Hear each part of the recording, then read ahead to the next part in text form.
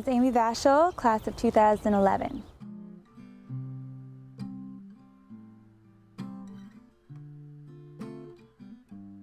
Honestly, this is nothing that I ever would have dreamed to have gone through. It turned out to be like both the biggest blessing and the biggest challenge of my life so far. And the byproducts are pretty huge, you know, just that I've learned so much about myself and about music, and it really set me up to, you know, to pursue, you know, singing and songwriting full time. So I'm so grateful for that. I always loved singing, but I hit a moment in my adolescent years where I became too shy to sing in public. And actually it was here at Swarthmore that I decided to take a chance and try out for mixed company. And I didn't make it. But then my friend invited me to try out for Grapevine. That was the first time that I started really singing for an audience. And my dad taught me how to play guitar. He taught me my first 3 chords. So he really taught me, even though I taught myself everything else after that. Mama said there'll be days like this, there'll be days like this, my mama said. So The Voice is interesting. They have kind of like a dual process that goes on. Of course, they have an open call, and they also have a number of like private auditions. So I got contacted on my birthday because someone came across a YouTube video that I forgot I'd put up, and they asked me to audition in New York, and you know, I needed someone like my brother to tell me why not, because I secretly really wanted to do it, but I just never considered myself the kind of person or the kind of artist to be on a show like this. So I kind of went into it blind, and the audition process is very long and involved, and it took the better part of my entire 26th year. So there was one where it was just me in front of a couple execs, and then it was me in front of all the producers, and then it was, you know, a lot of rehearsing and meeting with vocal coaches and etc., interviews, and then the blind audition, and there were so many different pieces to the whole thing. There's really no way to describe the emotions, because first of all, it doesn't just involve you. Like, they fly out your family, and they're waiting in another room, and they're watching it on a TV screen. You don't know when you get to audition. You don't know if you're going to get to, because the teams might fill up. There's so many factors that just can lead you to just spiral out and just become totally anxiety-ridden. You know, it's just behind the stage, it's dark. You can't see anything, but there are 1,000 people. And you're going to hair and makeup, and then second touches, and then you know, the guy is giving you your guitar. And then what happened to me that day was that they told me last minute that my guitar was broken and I had to use theirs. And I'm like, are you kidding? And it was a bigger guitar than I was used to. So I'm like, how am I supposed to see what I'm playing? Like, I was like, okay. So I'm sitting in the hair, you know, touch-up seat, and I was like, I was about to freak out. My hairstylist was like, you know what?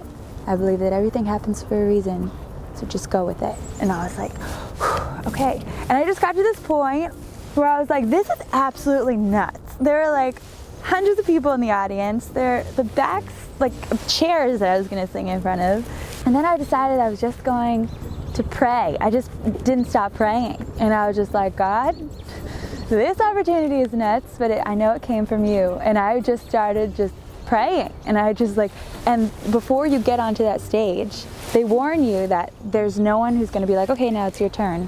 What happens is that the doors literally make no noise, silence. And then you're supposed to just walk as soon as these silent opening doors lead you to the stage. No, I couldn't hear myself. And I was like, I'm just gonna do it. And then if I embarrass myself on national television, then, you know, well, then I will. I had grown to accept that. It's so surreal being back. Swarthmore is such a special place. You know, besides being one of the most beautiful places on the planet.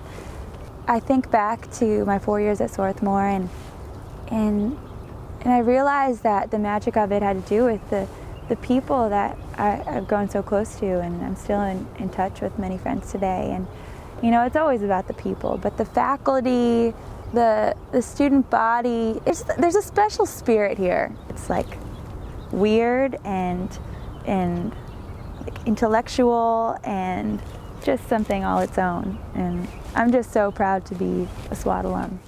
I was a little nervous because it was my first time playing a show at all, like having a performance since The Voice ended, and there's that. And it was only just me and the guitar, so it was a solo performance, and I was a little worried that it wasn't going to suit the event and the room, and I was a little nervous about that, especially after sound check. And then I got up there and I was just so blown away by all the love in the room. I seriously wanted to cry right in that moment. There's something about coming back to a place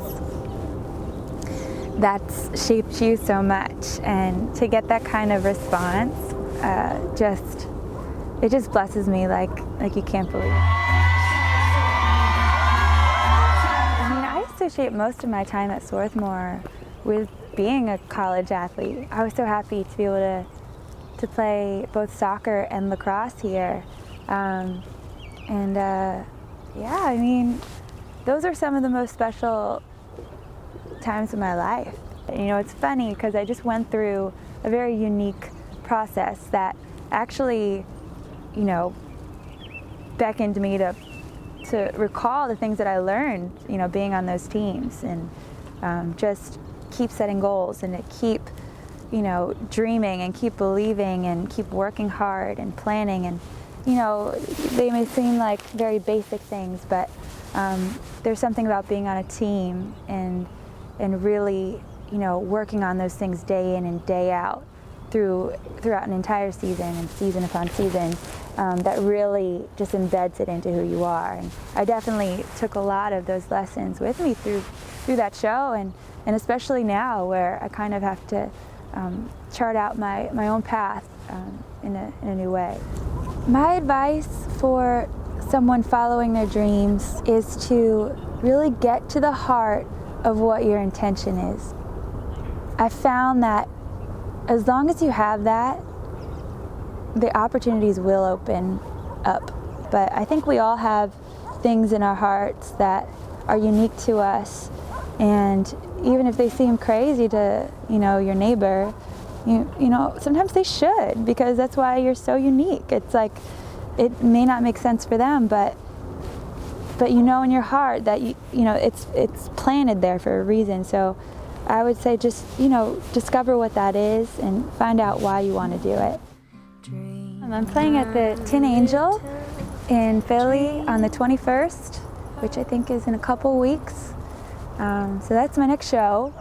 And then I'm going to play in LA, if anyone's in LA, at the end of the month. And then Chicago, and then Boston. So all around the place, all around the country, which is crazy.